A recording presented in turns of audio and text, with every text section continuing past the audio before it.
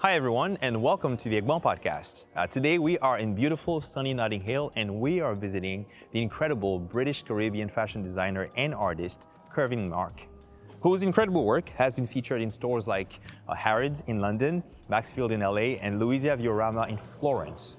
His style blends abstract elements with figurative representational forms rooted in his heritage and identity. Come with me.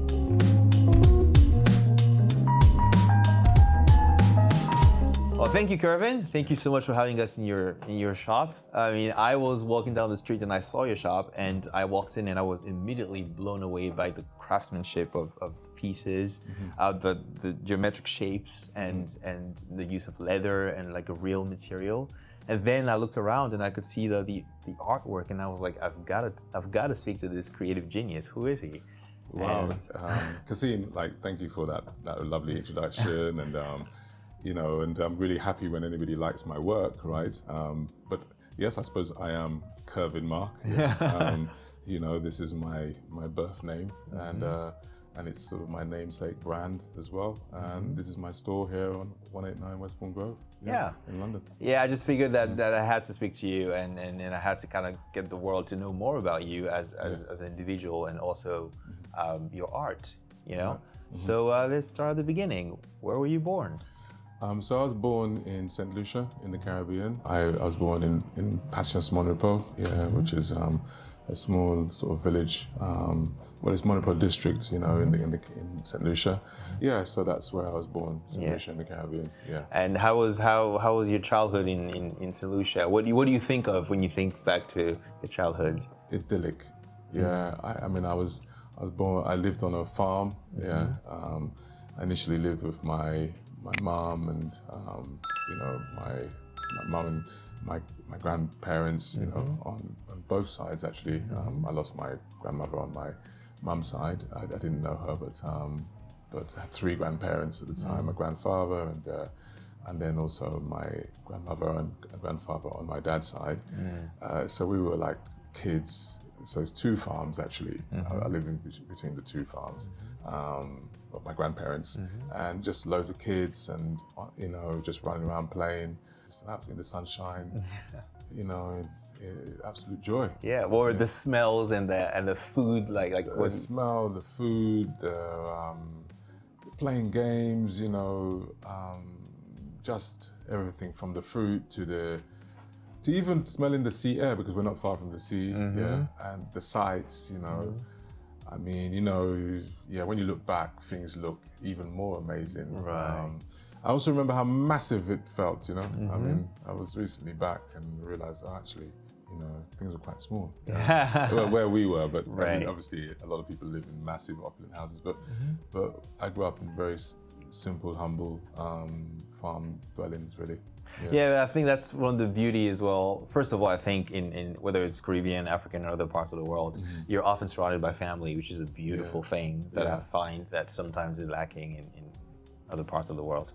But also, when you're a child, everything is heaven, really. You don't really need much, and I think. No. Well, actually, it's interesting because obviously, we're talking about I'm born in the 70s. Mid 70s, and then growing up until the 80s, I remember when we got our first television. I mean, and I remember, but we entertained ourselves by making stuff, making toys, making games, playing with kites, making kites ourselves. Oh my God, to see if anybody's seen what a kite looks like when it disappears. When it just goes up, it's almost endangering. It felt like it was endangering planes. Right. How far high up we do things. So we're always creating stuff, and making our own fun, either with what we made or by playing sport. Yeah. Would you say that's where kind of your love for making things and art and be creative kind of started? 100%. Yeah. That is where my sort of creativity started. Because we were all doing it, you don't think anything of it, you know? Making little, caboets, these little box things with wheels, from wood, caboets, just everything we made. Topis, these tops, you tie them up. They've got you have to carve them out of wood. you put a nail at the end of it, then you tie up the rope, and then you whip it, and then this thing is spinning. I think what we call it topi. I think they're tops in English. Yeah. Obviously, we speak French Creole out there as well. Yeah, man. There's an absolute. I have a joy for making things. Yeah. Right. When did your love for fashion kind of come into play? It's funny, I come so my I lived with my father's parents. My father went to St. Croix, left. A lot of people left and went overseas, including my mum. She went to England, and then my dad went to St. Croix. I have a lot of family in St. Croix, so we were left with my father's parents, my grandparents. Okay, whilst there, I had my sense of fashion. I had an uncle I still have an uncle called Raphael. Ironically, you can't get a more greater name than that. Yeah, he's like style-wise, he was like my style icon. So I got an awareness very young of this kind of fashion thing from him. He used to dress immaculately. But that was him. I just, for me, I would just throw clothes on. Yeah. And I suppose where I really started understanding fashion when I came to England. I came to England about 1985, and then I started seeing, the different, hip hop's big and all this. And I mean, we didn't want for anything, but we didn't have loads of money. Right. Yeah. So I would never really be able to buy brand names, and I never really liked the whole brand name thing. Thank God for my mum, because back then, kids would put pressure on their parents. Yeah. I was never one of those people. Okay. So I even when I came up here, I'd make do with things, which I was always happy with whatever I got, but I would twist it, cut it up, do things, change things. So it's when I came to England that I really started thinking, you know what, I can't really afford these name brands, but why don't I just make the things that I'm wearing interesting? They were interesting to me, but I think back then there was a big label crazy time. So maybe most people didn't think it was very cool, but I thought what I was doing was really thing. cool. Yeah.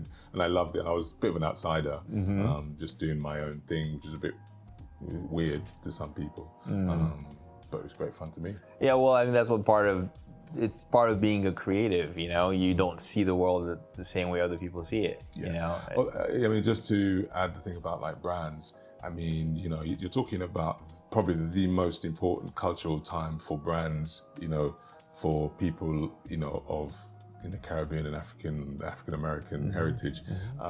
So at that point, I don't think it was like heavy branding, but there was some absolute revolutions happening with brands, which without people like me and my friends who were like bringing out their their cardboard box, their bits of cardboard, and then break dancing and body popping and spinning on their heads and doing all sorts of things in their brand names. A lot of those brands wouldn't actually be the brands that they are today, right? Without that energy of that era. Although I wasn't quote unquote cool enough to be partaking in that, right? I thought I was cool enough to partake in what I did.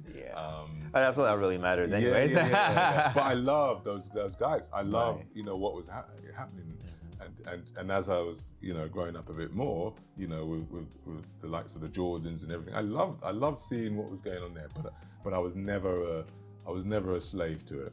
It's important I use the word slave. I was never a slave to any of that. When did you decide to kind of go into it yourself more seriously? I decided to go into it, more seriously when I got to I finished school 18, and then I was, I had to choose to go further education, and then I chose to go to art college, Central St. Martin's, or they chose me as well, because it was a really hard place to go to back then. And I was already dressing, I was shopping at places like Hyper, because I grew up in West London in Shepherd's Bush. I was shopping at places like Hyper and Kensington Market, and some of the styles, especially at Kensington Market, were a little bit left field. And I was wearing stuff, which were not stereotypically of a young black boy from Shepherd's Bush. Yeah, Right. As the man then would say, I could defend it because I'm 6'5" and you got to step to me. I'm Right. not saying I'm like a completely bad guy, but I'd wear what I liked. Yeah. So I suppose about 18. Yeah. So you kind of use some of your pieces to kind of as part of your portfolio when you. Funny enough, like the fashion thing, because I'm an artist as well. Right. That's really, the art is really where it all starts. Yeah. Because and being creative and working with your hands, working in 3D, and just making marks. Okay. I got into art college in Central St. Martin's because of the strength of my drawing and painting and so on. Right. Okay. So that's the primary thing, expressing myself like that, and especially my thoughts on paper. Okay. And fashion was at the time, because I mentioned Hyper and Kensington Market, that's me buying vintage things and wearing things in a creative way and piecing things together, and then later cutting up a few things and putting it together. That's how I started in the fashion thing, right? But the art really was the main thing. So when I went to art college, I did my foundation initially at St. Martin's. They then said to me, they sort of identify you as what you're going to specialize in back then, right? And they identified me. They were very, very proud to identify me as a fine artist. Yeah. Now, I initially wanted to just be a fine artist, but then after you're at art college and you expose yourself, you're with like some fine artists, you realize that actually it's a hard life, and in what way? It's a hard life. It's not many people make it, and it's a life of poverty, in the main, right? I was studying with a lot of middle class kids. In a way, I've got a middle class education, and I suppose that qualifies you to become middle class. But realistically, I'm a working class guy. And then I'm doing this further education, and I'm thinking, okay, well, I don't know if I can survive as this, and it's important, to be able to survive. So then I said to them, actually, I don't know if I could do this, and they looked at me disappointed, like this is one of the best courses that they can offer. And then I thought, okay, I thought about fashion, but again, I thought that's another very difficult one to survive in. But I was always good with my hands, and then I sort of asked them, what's in 3D in your hands? They've gone, well, actually, you're very good at product design. What we've identified. And that's also a very good course. And then that you could also get employed by, industrial product design firm, if you're good enough. So I thought, I've got a good chance of doing this. So then I went into, I did a degree in product design, which I did. I spent 3 years doing my degree. So after 4 years at St. Martin's, I've got an employable degree. Then I decided, actually, now for my master plan. Now I can go back to my fine art. And that's when I started making artwork on clothing, on t-shirts particularly. I thought, okay, that's my strategy of how to get into the art world. And I started making art t-shirts, no words, just imagery and texture and sculptural relief surfaces. Very curious about that. What kind of things were you drawing initially, and you were so I would I would do things with like say just type of relief sculptures, textural things, mixing different textures, almost sculptural things. Sometimes I'd have like some type of facing or masks, but the techniques I would use would be almost like textural relief sculptural type things, right? So they were pieces of artwork. And then I was happy, I was selling them. Every time I sold one, it would be like, for me, it was like selling a small piece of canvas, or, a small canvas. And then, and to my surprise, actually, an agent picked me up in Milan, represented me, and as an artist, fashion designer. And whilst I was at that agency in Milan, then I started opening up my eyes to all the other designers in the showroom who they represented. And a lot of them, would use leather, because Italy is very famous for its leather. And I completely got mesmerized by leather and fabrics and so on. And then I decided, actually, I don't really know that much about fashion. I just know about making art t-shirts and artworks. And then I really got on a sewing machine and started making garments, in my own rough way initially. And that's where the fashion really started. And that was about 22 years ago. Yeah. Do you remember some of the designers or artists in Milan that you were kind of? So at the showroom, they with? had Italian designer called Giorgio Bracto, another one called Premiata. These are like leather people. Yeah. In Italy. What did you find was very different in the way they made clothes versus what you were used to in England? So obviously it's very craft based, you know, especially with leather, you know, the types of leathers they were using, the different treatments of the leathers. They prided themselves on that, and it's high. Ironically, I got into the business, so with an agent in Milan, I'm selling to like some of the best stores in the world at that point, and it's very high end, you know, so there was no mass produce anything in the showroom, and everything was very artisanal. And even, so that's really how I get into the business, you know, artisanal, high end, high on quality.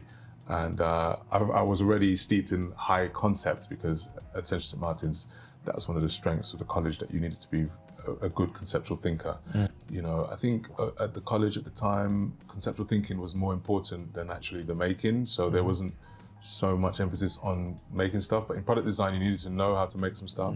And I suppose I didn't do fashion at St. Martin's, so at St. Martin's, I had to make collections as well. I'd imagine the whole craft of making and fashioning things to a high standard with high concept is really what I saw in Italy, as to answer your question, and really is how I do things now. I've always done it that way.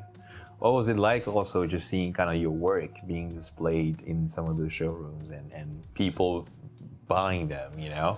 I mean, initially it's a bit strange because when I first started, I used to, you know, I mean, I'm that era where, you know, you could hustle with your art, you know, I always had a strategy. Well, I'm not going to wait for anybody to push me. I'm going to push myself, right? So I would go around with my t-shirts and walk into shops and deal with shops themselves and then deal with customers one-on-one. But when you're dealing with shops, initially I was dealing with shops. They take the collection off you and then they sell it. So a lot of the time I wouldn't meet the actual end customer. I would just meet the buyer from the store. So if it was, say, from the buyer, say at Harrods, I would deal with the buyer himself. You know, so you just get the sales reports, you know, at the end of how well, the sell-throughs, they call it, of how your products do. I didn't actually get to meet, but then in that time, and even now, you know, the buyers, when you're a fashion designer, they are like, they're very important. They've got a lot of weight in your life, you know. So to see buyers, a room full of buyers, you know, it was very, very exciting. So there's that. I later then would meet the end customer. That was amazing. What was different about that? When a buyer buys your collection for their store or their department store, you know, you've got to have a few ducks lined up. You've got to have the right sales assistants. Obviously, your product's got to be right. You've got to have the right sales assistants on the floor. They've got to buy the right things from your collection. And those two things, sales assistants and then buying the right thing, very important. How it's displayed as well, where it's displayed. These things are really important. And then the communication of your story, that's important. If you've got very strong marketing, then the end consumer already knows about you, okay? So sometimes, like in this day and age, in department stores and so on, people come in, they hold up their phone, they point to their product, and then the shop assistant goes and gets the thing and hands it to them and they pay, right? But back then, it was, you know, the internet wasn't as strong and so on, so you needed somebody to really communicate the story, especially with my stuff, which is hand done, one of a kind. You know, people sometimes need to know, who is this guy and what's it all about? And at the time, actually, my first label was called Tag Free, you know, which I'd started with a friend of mine called Stephen Morris, okay? He was at St. Martin's as well, doing film. You know, so it needed to be explained, and so the difference, to go back to your question, I've just gone a bit long-winded. The difference is the buyer, you know, they have to be really good at what they do, and then the shop assistants, they need to be really good on the shop floor, and that your life depended on it. But when you're dealing with the customer directly, you know, not a lot of designers get to do that, but I later got to do that. And because I've got this inquisitive art side of me, you know, and I love telling a story, you know, the story of the work, and communicating it as clearly as I can to the customer. I mean, it was such an enjoyable thing. I'm still addicted to it. Yeah. And then kind of seeing them buying it after. And buying it, putting it on, how it fits. All their reactions, you know, to it, good and bad, you know. You know, because sometimes, you know, they have some reaction to it. They don't really like the thing. Why don't you like it? And sometimes the why is like really exciting for me, because that why is sometimes intentional, you know? Or, you know, it helps me improve, you know, because sometimes if you've got the sizing right and so on, having the person in front of you, so, okay, if you haven't got the sizing right, then you will then improve it. And also the feedback. I mean, also, I thought I knew my customer, but then they're so varied, and they keep surprising me. They're from everywhere, every age. I love it. Yeah. So what would you say then inspires you? Because then you have to tell the story behind your pieces and behind your collection. So what would you say, generally speaking, kind of inspires your? It's not one thing. Yeah. You know, it'd be nice to tell you that, you know, the color blue inspires me, and it does. You know, or olive, or black, or whatever. But really, it varies. You know, I just like things that talk about individuals. I like texture, serious subject matters, you know, and I like having conversations about culture and things, you know. I mean, but I also like silly things as well, you know, from cartoons to comedy to, you know, because also many are things said in jest, many are serious things said in jest. I suppose with the work that I'm doing, and what I didn't say earlier is that I work with leather, but I like, from the times I used to shop at Kensington Market and Hyper, I used to buy a lot of military stuff. So I've always been like fascinated with uniform and military uniform. What about them fascinates you? I went to a school, a very good Catholic school, you know, which back then used to allow working class kids like me with humble finance, just because we were Catholic, but they were very, very strong on uniform, right? And, you know, I wore a uniform. I mean, they'd send you home if you had the wrong uniform on. And, you know, it was in me, I mean, okay. And I played cricket as well, so we'd wear a uniform, like, you know, in whites and stuff. Yeah, I like this thing. But when I went to art college, and I didn't have to wear a uniform, I was like relieved. But then, like, military uniform, and then just changing uniforms and being individual by changing uniforms. So I always find that concept fascinating, wearing a uniform so you could be unique. Yeah, and that I've been doing that for, well, about 30 years, really. So that's my fascination with uniform, subverting it. And a lot of uniform, especially military uniform, is extremely well constructed. You know, just learning from the construction, because obviously I didn't study fashion, and I've learned a lot over the years from military construction. I mean, you know, like a trench coat and all that. You know, it's a trench coat. You know, trench warfare. All these things. Yeah, it has to be durable. It has to. It has to work. Yeah, the materials are amazing that they use. The cuts are incredible because they're meant to make the soldiers look amazing. Right. Yeah, and they're amazing materials and they last a long time. So, which is, I mean, I can feel it even just this piece. So this is obviously a leather piece, but in olive. And this is, this one's like seriously aged. But it has that timeless feeling about it, you know. Yeah. But I also like, you know, that kind of outsider sort of biker, sort of Hellraiser, bad boy situation. Something, the people that influence culture, you know, music and so on. So, like a lot of the, you know, the rock and roll. I mean, I'm talking about you've got the rock stars from back in the day, but I'm thinking about like the Muddy Waters and all that kind of stuff. You know? And these biker it's incredible. jackets and all that. I know you've also dressed a bunch of celebrities like Halle Berry. You know, how does that also feel when people like that come into your shop or kind of reach out to you and they want to wear your piece of clothing, or I'm sure some of them have it made, custom made just for them as well. I do a lot of custom work. I'm generally quite private about the celebrities because I don't necessarily think I fit into talking loads about the celebrities who wear my work. But I mean, I remember but I will say about Ali, the reason I mentioned her is because she came in, she was really, really nice. And then she actually posted me on her Instagram. Yeah. So it's okay, I'm comfortable talking about her, you know, but I'm often making custom pieces for people and there are quite a number of celebrities who come in.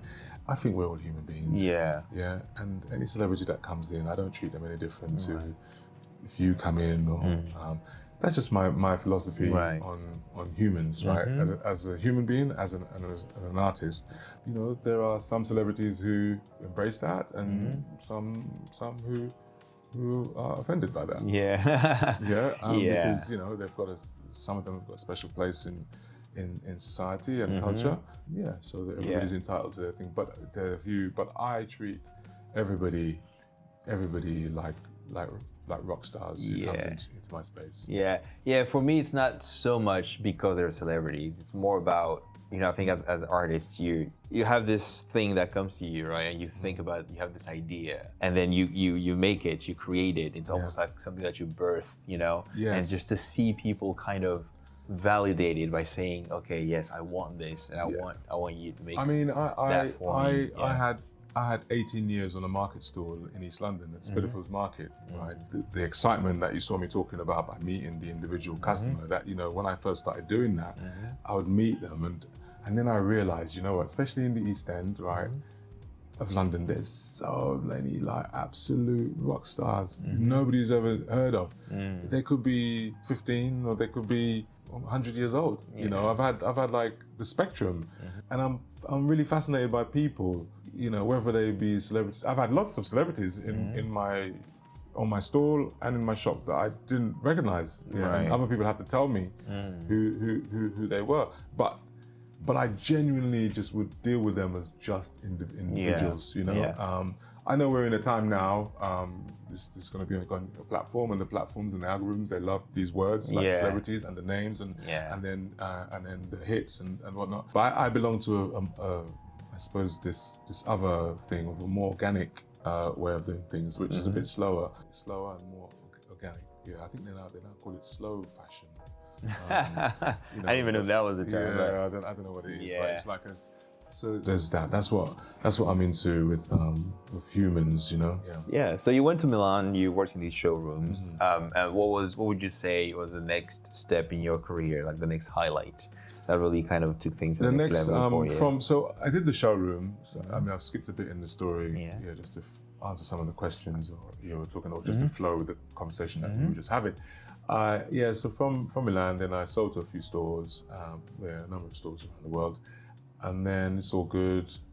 Then I got into this situation of I'm self-financed, you know, and you're doing collections, spring, summer, autumn, winter, and then you're sort of forward ordering, and then you're using the money that you're getting from, you know, the collection that you just sold in order to make the next collection, and you're waiting on the next money. So it's actually quite a tight schedule, and it's a tough one.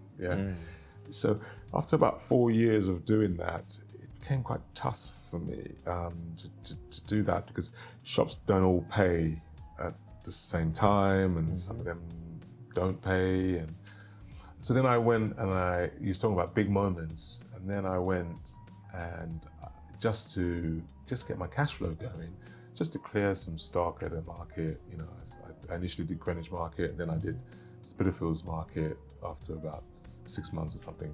And to be honest with you, right, being at Spitalfields Market and dealing with the customer and actually having the money in my hand for my work that I created, sometimes that day or that night, or sometimes I'm on the store with my machine finishing the thing at that moment.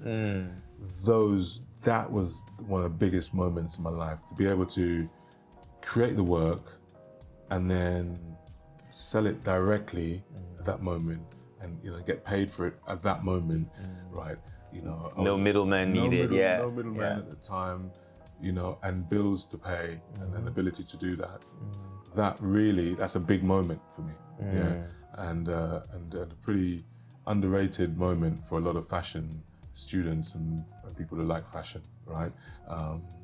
People come from different, if you've got loads of money and you're doing fashion, that's not an important aspect. And also if the press are talking about you, the press are not necessarily talking about me at that point, but my customers were. Right. And my audience is responding to me through the art of what I was doing. So that's a big moment. I thought I'd be there for maybe a couple of years, but I was there for 18 years. That's a big moment. That's a big, long period of time, and that's very important to me. It's made me who I am today. Were you able to venture in kind of like other avenues or kind of?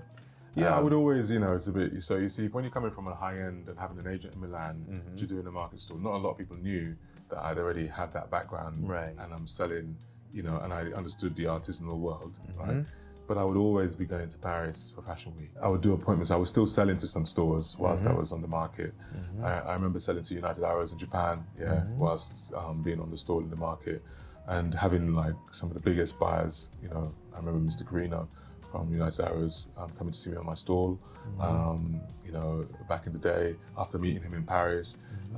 So I would always keep up with the schedule, but I would do it in my sort of very, manageable, small way. I'd have a showroom my own showroom, and book a hotel, sort of a hotel room, dress it amazingly, with my artwork and the clothing, and then do appointments, in Paris, so I'd always go to Paris, spring, summer, autumn, winter, all the way through my time at my 18 years at Spitalfields. So, and I would travel. I'd go to New York and Milan still as well, because I had customers all all around the world, but in New York and LA, and I was living this. I still am actually, but this kind of life where I sort of follow my customer, and I follow where the business is, and London is very, very important place for fashion because a lot of things happen here, and there's a lot of talent here. Paris is where the business is, this is where these amazing ideas packaged and sold to the world. America is the best consumer of these great ideas, and they also have some great designers themselves. Culture, like music, contemporary music, like hip hop, rock, everything, America. What have you learned along the way? What advice would you give a young fashion designer, a young artist, or even your younger self? If you could speak to your younger self right now. So to speak to my younger self, I'd be proud of me, because the tenacity you need sticking power, because it's not an easy business, right?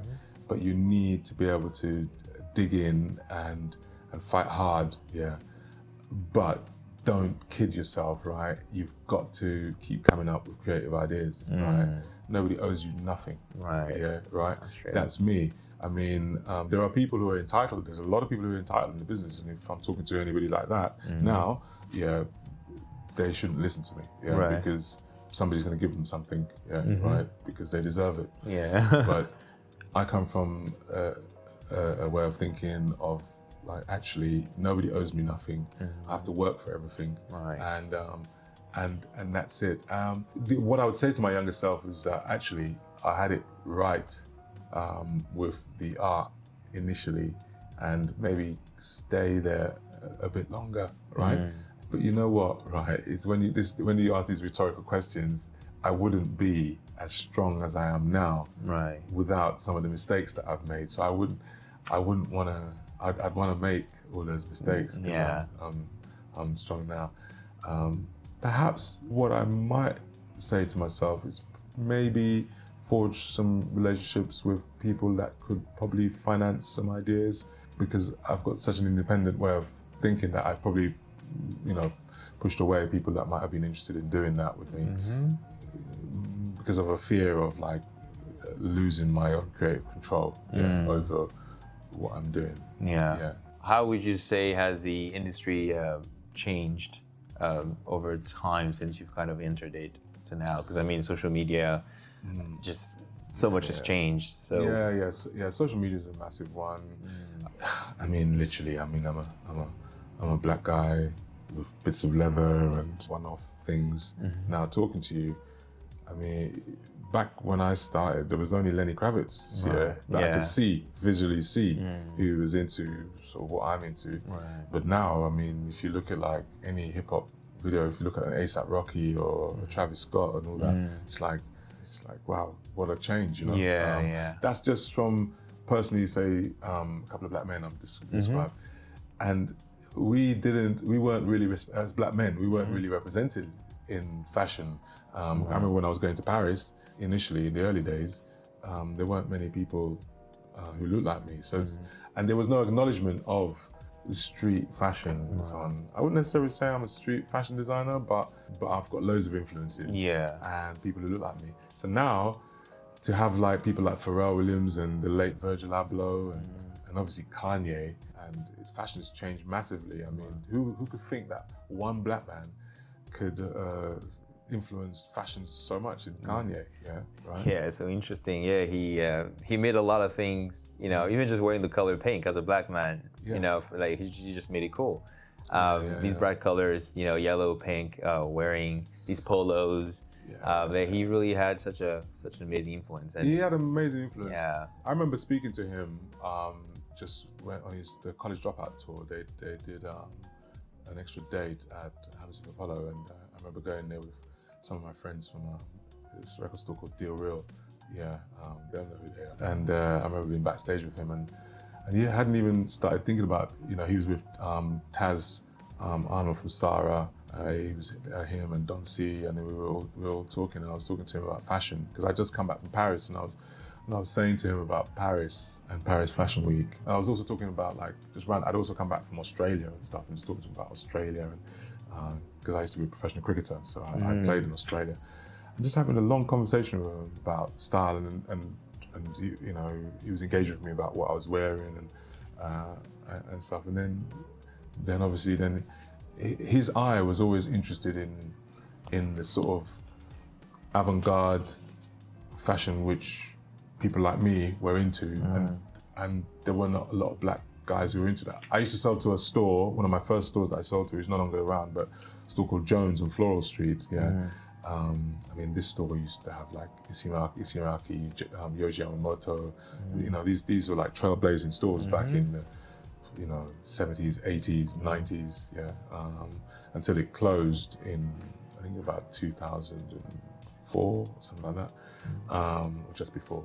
But the aesthetics in there were a bit more left field, right? A bit more, and there were some really funky black guys who were into that, and Kanye, who reminds me of those guys who weren't supposed to be wearing that, and he was in that, and as a result, that I think, when he brought it to hip hop, I mean, you know, his association with Demno and hiring him for Yeezy and so on. So now you're talking about the creative director of Gucci. Right? It's really incredible through him, you know. So how like individuals can really have such an impact, you know. Well, I mean, you know what? Nobody ever gave us the credit. I mean, we as black people were, you know, pushing fashion. If we didn't do it, it didn't happen. I remember back in London, like brands, even though I never wore them, brands like Naf Naf and Chevignon and Chippy and all those things. It was the boys on the street, boys and girls on the street who were wearing them. I remember seeing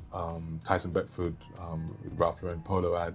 I mean, we were cool. You know, we still are. If we're not in it, it doesn't happen. I mean, and I make no bones in saying that. Black culture has black culture has influenced, I think, culture in general, whether it's music, fashion, in so many ways, you know, which is an incredible thing to think about, especially when you look at the history of blackness and how we were looked upon throughout time. It's just very I like how the boys describe it now as the culture.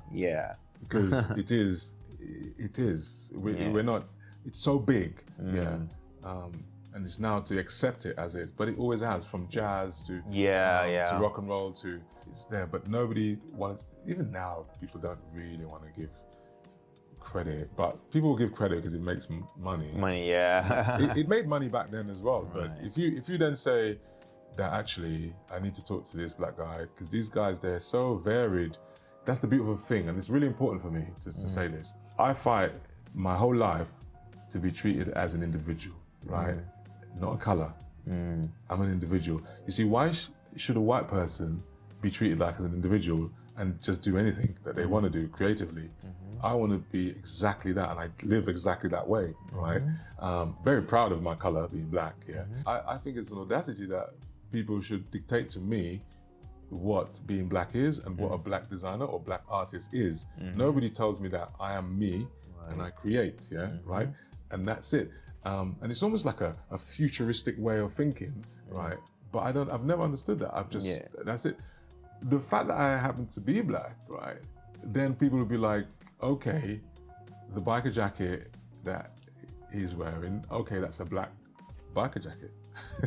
Yeah, which is a little bit actually silly. It's a green biker jacket. But you know, I know what you mean. It's olive, a little olive bit, green. but it's a little bit silly. I mean, it's you know, when I think it's part of human nature to put things in general in boxes, right? It's just easier to deal with things because there's so much that happens in the world. But also when there's been an effort to kind of limit blackness to a thing, right? You almost feel like you have to kind of redefine yourself or against that idea, whatever that is. I think some people do that. And I'm good with whatever, you know, how black people want to use this, right? If doing it in a way which is perceived to be black is what works for you, then I encourage it, you know, that's great. But if you want to push the boundaries of just creating, then I'm a fan of that. I'm in that side of things, right? Because if I'm doing stuff in a way that everybody is doing it, then it's you know, that's a tough market. I just like being in my own lane. I don't have to compete against anybody when I'm doing that. I mean, I think that's what's really amazing about creativity, right? It doesn't really have color. It doesn't really have race.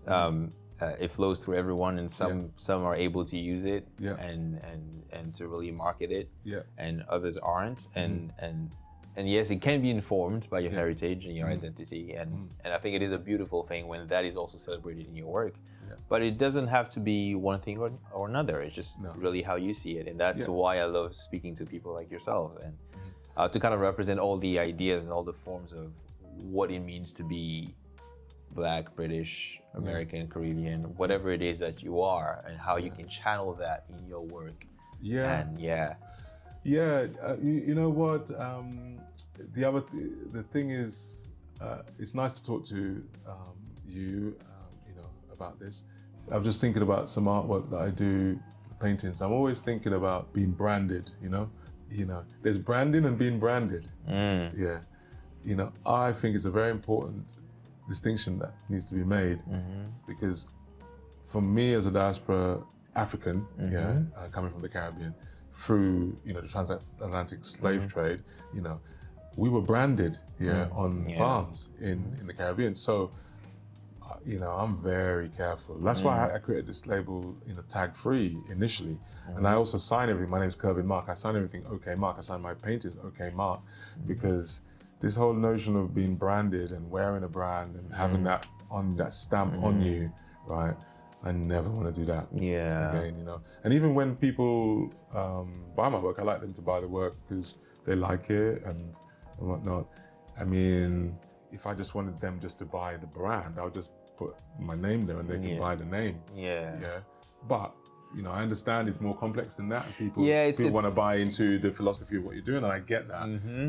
But blatant branding from a big company, and, you know, especially the history of fashion and branding, and me as a black man being branded, I don't like the idea. And I'm seeing what's happening now, especially if people are getting paid with big brands and so on. But it's a complicated argument, and branding, it's a very interesting argument, and I think I can also see it from a different perspective as well, because I'm really big on kind of creating legacy in the sense of like what you're leaving behind, right? There is obviously what you leave through your loved ones, you know, your values and your morals and how you've lived your life, which I think is one of the most important things, you know. But to also have things that you've left behind. So, you know, if 50 years from now you have a grandkid who is like, you know, wearing a piece that you made with your hands, you know what I mean? Ultimately, this is the why I say the complicated argument, because ultimately, you know, like I'm talking to you now like an early Madame Chanel, because I'm here in Westbourne Grove, I'm amongst the bourgeoisie, here. I was in the rough, you know, neighborhood in Shoreditch before, at Spitalfields. Now I'm here in this fancy neighborhood, and who knows, I could end up being like one of those big brands, right? And it's kind of what, you know, and I think the success of brands is what they stand for and what's their DNA and exactly what they represent. So I think the philosophy of what I'm doing, which is like unique pieces, artisanally done, thinking about the individual, not mass-produced, small run, you know, and also incorporating my artwork as well. So it's a form of my communication, you know. So I suppose there are people who buy into and who want to engage with this way of communicating, or my way of communicating. Okay, in this time now, we call that branding as well. And I understand that. But that's what and if people are buying that 50 years or they're engaging with it, you know, 50 years, then I suppose it's a sign of success, right? And ultimately that's what happens. But I'm a funny one in that it's like punk, because there's a punk influence in my work. Punk happened so long ago, and if you call yourself a punk now, it's like, wow, punk is about continuously doing something different. And evolving and changing. You know? So I get that as well. Just one more thing about your artwork, because you know, there's all these beautiful pieces here. What do you try to communicate through your art? You know, that is a bit different from, I guess, your pieces of clothing, and I'm sure they're very similar. You know. Well, actually, you know, I found it like my work is not, or my artwork is not always pretty. It's not always about beautiful subjects, or it's not always about enhancing you to make you look good. Sometimes it's about holding the mirror to some ugliness. Right. So, and I don't have to. It doesn't have to have a size, and it doesn't have to fit you. Right. It's completely from my head and how I feel. The subject matters are sometimes not very nice, but sometimes nice, and sometimes about love, and sometimes like, you know, this piece here is about branded black men and black American flag, American flag, and it's that conversation about branding. I remember when I was a sportsman, when I was a professional cricketer, we would get, you know, paid to wear branded goods. So if you're getting a pair of trainers or something like that and boots, you know, and then you're getting paid to wear it, you know, then it's like, oh, to advertise this mark, I have to get paid to do it, you know. So it's that notion of being, you know, branded. So that's some of the artwork. But I love just to talk about like just my feelings on how I see the world, which sometimes I'm just trying to work them out, and I work them out on canvas. Speaking of that, how did you get into cricket? Cricket. So in the Caribbean, you know, you, as I said to you as a child, you know, you play, you make things, you have fun playing that way, and the other way you played sport. And you know, and that's obviously you went to school, because the education system actually in the Caribbean is very good. It's a bit like in African countries. You know, it's a lesser known fact. You know, we've got very, very high standards. We've got a very direct way of learning. People who know will know. What I mean. Right. You learn once, you learn well. But we play sports. So in St. Lucia and the Caribbean, cricket was a big thing back then, and we'd play after school. And then when I came to England, that was good in the Caribbean. But when I came to England, you know, I was better than a lot of the boys over here. And then I was like, okay, so I took that up, playing at school and stuff, and that's been my one of my passions, really. You played professionally. Where did you play? I played for Middlesex at Lords. I mean, I had 2 years at Middlesex. But before that, I was an MCC Young Cricketer, which is the Marylebone Cricket Club, which is the home of cricket at Lords. That's like an academy. I did that for 1 year. So I spent 3 years at the home of cricket at Lords. And then I became a journeyman. I travelled. I played in New Zealand, Australia, the West Indies, actually. Yeah. What was one of your fondest memories when it comes to cricket? Yeah, I suppose getting my contract at Middlesex, getting to bowl in the nets against the West Indies cricket team. I also bowled against the Australian Test team at Lords because that's one of our jobs. And then the biggest thing really, I got to play against India. I played for British universities when they had a team. I played against the full Indian side. That was probably my best experience in the game, playing. Got to measure myself up against the best. Yeah, because they don't play around. No, they don't. Yeah. I never played loads of first-class cricket, made loads of games in the first team, but I remember that game playing against India, one of my greatest memories. Yeah. So what's next for Curvin? The legend Kervin Marc. What's next? What would you like to see happen in the future when it comes to your brand and your art? If nothing mattered, if you could just decide right now, what would you work on? It's what I'm doing now. I've got a shop here in Notting Hill on Westbourne Grove, which is like my art studio, and it's also it's like my gallery, my studio space, and I'm completely consumed in that. Right. I think just basically being able to spend time making more artwork, growing what I've done, and then exhibiting around the world. As it is now, I've had one major exhibition at Somerset House, The Missing Thread, thanks to the great Harris Elliott, Andrew Ibby and Jason Jules, who included me in that. But you want to briefly talk about what that exhibition was about? That exhibition was mainly about like fashion designers, the missing thread. It was about people, often as black artists and designers, we don't get, mentioned in the same, we don't get treated in the same way, But there's loads of us who've been working for many, many years and who are very good at what we're doing. So the exhibition was to really highlight that. I mean, it highlighted the great Joe Casey Hayford. I mean, he was the main headliner in that exhibition. But people like me, I mean, I've been, practicing in my field for 28 years. That's no small feat, right? But there's a lot of us out there who have been doing that. So the exhibition consisted of fashion designers who are also on the cusp of the arts as well. And some of the work that, for me, that was included in there was, graphic art type work on clothing, which is how one of the curators, Harris Elliott, knew me. He used to buy my work. He actually used to buy my work from Harris, actually, because he was a stylist back then.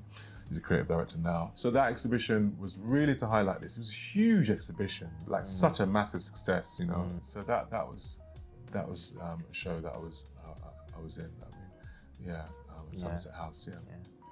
Well, thank you so much. This was incredible. Thank you so much for having me in your beautiful shop and kind of showing me around and allowing me to see the work and having this incredible conversation. I feel like there's so much more to dive into, but we can maybe leave that for another time. But truly, this was amazing and remarkable to get to know you as well as an individual and kind of the things that inspired you and kind of your philosophy. So thank you. Absolute pleasure. Thank you for allowing me this platform and your platform in order to talk and share my story with your people and the world, really. And I've enjoyed every moment of it. Yeah. Thank you, Marc. Thank you. This one. Yeah.